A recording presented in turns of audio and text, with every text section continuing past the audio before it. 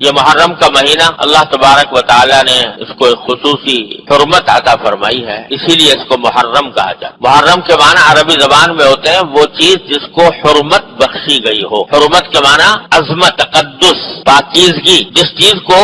حرمت بخشی گئی ہو اس کو محرم کہتے ہیں عربی زبان۔ اور اس مہینے کو محرم اسی لیے کہا جاتا ہے کہ اللہ تبارک و تعالی نے اس کو خصوصی حرمت عطا فرمائی۔ یوں تو سارے ہی دن، سارے مہینے، سارے سال اللہ تعالی ہی کے پیدا کیے ہوئے ہیں۔ جس طرح اور دنوں میں سورج نکلتا ہے اور شام کو غروب ہو جاتا ہے، اسی طرح محرم کے مہینے میں بھی دن سورج کے نکلنے سے یا صبح صادق سے شروع ہوتا ہے اور غروب آفتاب پر ختم ہو جاتا ہے۔ لیکن اللہ تبارک و تعالی نے کسی خاص دن کو یا کسی خاص مہینے کو اپنی طرف سے ایک خصوصی تعلق عطا فرما دیا یہ میرا ہے، یعنی یہ میری عبادت اور میری حکم کی اطاعت کے لیے اس کو خصوصی حیثیت حاصل ہے، تو اس میں ایک تقدس پیدا ہو جاتا ہے۔ رمضان کا مہینہ ہے، اللہ تعالیٰ نے کہہ دیا میرا ہے، تقدس پیدا ہو گیا۔ اس کی مثال میں یہ دیا کرتا ہوں، جیسے بیت اللہ شریف ہے، وہ بھی پتھر کا بنا ہوا ہے اور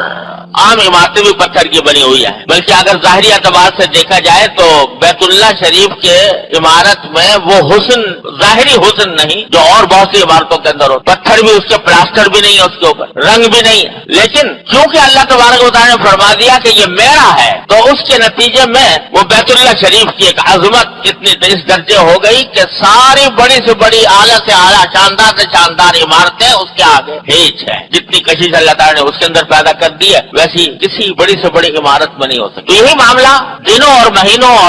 مہینوں اور ہفتوں کا ہے کہ اللہ تبارک و تعالیٰ جس کسی دن کو اپنی طرف منسوب فرما دیتے ہیں تو اس کی وجہ سے اس میں شرف پیدا ہو جاتا ہے، اس میں عظمت آ جاتی ہے، اس میں حرمت پیدا ہو جاتی ہے۔ یہ محرم کو بھی اللہ تبارک و تعالیٰ نے ایسا ہی مہینہ قرار دیا۔ اور یہ بات کہ محرم کا مہینہ خصوصی حرمت رکھتا ہے، یہ کوئی نئی بات نہیں۔ نبی کریم صلی اللہ علیہ وسلم کی دنیا میں تشریف آوری سے بہت پہلے سے اس مہینے کو حرمت والا مہینہ کہا جاتا تھا، کیونکہ اللہ تعالیٰ کا حکم تھا، تو جتنے انبیاء کرام علیہ السلام آئے وہ بھی اس کی عظمت اور حرمت کے قائل تھے۔ بعض لوگوں میں یہ بات مشہور ہو گئی ہے کہ عاشورہ یا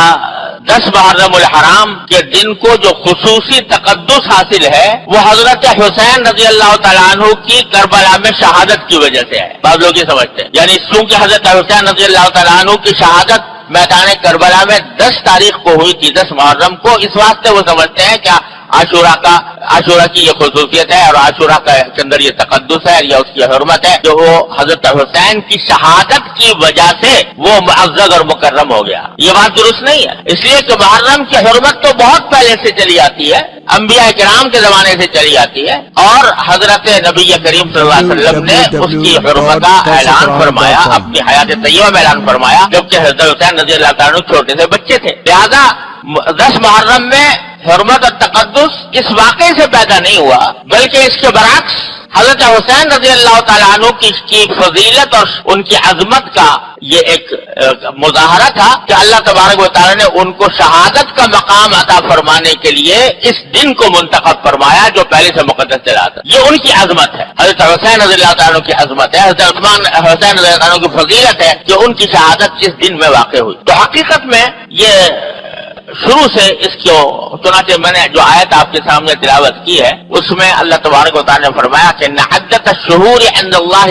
12 شہرا، کہ اللہ تبارک و تعالیٰ نے جو مہینے بنائے ہیں وہ کل 12 مہینے ہیں، اور یہ 12 مہینے اللہ تعالیٰ نے طے کر دیے تھے یوم خلق السماوات والارض، اسی دن جس دن کے آسمانوں اور زمین کی تخلیق فرمائی، ان کو پیدا کیا، اسی دن اللہ تبارک و تعالیٰ نے یہ 12 مہینے مقرر کر دیے تھے کہ 12 مہینوں کا ایک سال ہوا کرے گا۔ کفار اور مشرکین جو ہیں وہ اپنی ذاتی اغراض کے تحت مہینوں میں آگے پیچھے کرتے رہتے تھے، تو اس کا ذکر کرتے ہوئے فرمایا کہ 12 مہینے اللہ تعالیٰ نے پہلے سے مقرر کر رکھے ہیں، منہا 4 حرم، ان 12 مہینوں میں سے 4 مہینے اللہ تعالیٰ نے حرمت والے رکھے ہیں، ان میں سے یہ محرم ہے اور سفر ہے اور رجب کا مہینہ ہے اور ذوالقعدہ کا مہینہ، یہ خاص طور پر اللہ تبارک و تعالیٰ نے حرمت والے رکھے ہیں، جس کے معنی یہ تھے کہ ان 4 مہینوں میں جنگ کرنا جائز نہیں تھا، ان 4 مہینوں میں کسی جائز مقصد کے لیے جنگ کرنا بھی جائز نہیں تھا، اس واسطے ان کو اشہر حرم کہتے تھے۔ اور جاہلیت کے زمانے میں جو مشرکین تھے وہ بھی ان 4 مہینوں کی حرمت کے قائل تھے، اور وہ بھی یہ کہتے تھے کہ ان دنوں میں لڑائی کرنا حرام ہے، क्योंकि हजरत इब्राहिम अलैहिस्सलाम के वक्त से ये बात चली आती थी कि इन 4 महीनों में लड़ना हराम है, और इब्राहिम अलैहिस्सलाम के दीन की बहुत सी बातें मुशरिकीन के अंदर चली आती थी, उनमें से एक बात ये भी थी। लेकिन उसके लिए उन्होंने हीरा निकाला था। अगर लड़ते लड़ते चांद तुलू हो गया मुहर्रम का मिसाल के तौर पर, तो वो ये कहते थे कि भाई अब लड़ना तो बड़ा जरूरी है और मुहर्रम का महीना आ गया जिसमें लड़ाई हो नहीं सकती, लिहाजा ऐसा करते हैं कि अब के ये आपस में तय कर लेते हैं कि अब के मुहर्रम का महीना जो है वो सफर के महीने के बाद आएगा। ये जो महीना अब शुरू हो रहा है चांद, ये मुहर्रम के बजाय हम इसको सफर का महीना करार दे देते हैं और पहले सफर आएगा और फिर मुहर्रम आएगा, ये आपस में तय कर लेते हैं। इसको कुरान करीम ने जिक्र किया इन्नमन नसीउ ज़ियादतुन फिल कुफ्र, ये कुफ्र की बात है। अल्लाह ताला ने तो जो महीने मुकर्रर कर रखे हैं जिस तरतीब के साथ उसी तरतीब के साथ आएंगे, तुम्हारे आगे पीछे करने से वो उसमें कोई फर्क नहीं पड़ता। लिहाजा ये 4 महीने जो हुर्मत वाले हैं उनको उनकी हुर्मत का लिहाज रखना बड़ा जरूरी। तो ये हुक्म दिया कुरान करीम ने, और उन्हीं में से मुहर्रम का महीना सबसे मुकद्दम महीना है। सोशल मीडिया पर सबसे कदीम और सबसे रिलायबल ब्रांड दरस-ए-कुरान.com।